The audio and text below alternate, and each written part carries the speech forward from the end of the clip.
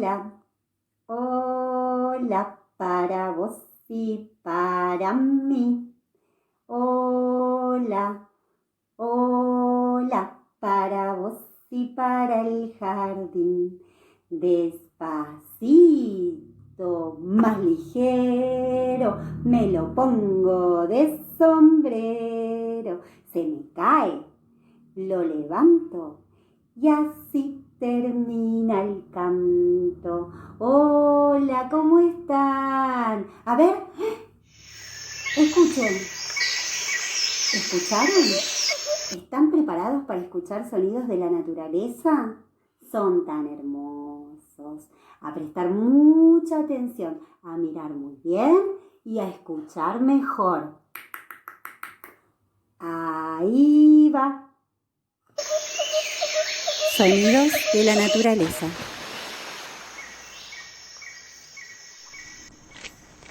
Las hojitas secas crujiendo.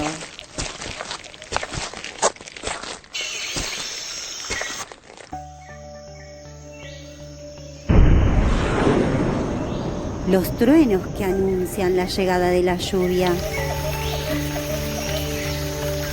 Y las gotitas de lluvia repiqueteando.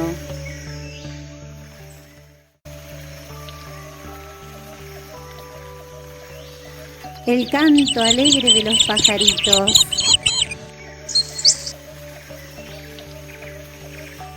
El zumbido de las abejas.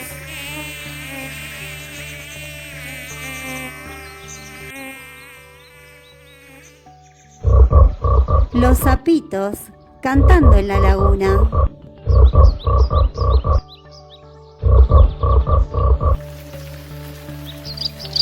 Y el cri-cri de un grillito nocturno. Qué linda es la naturaleza.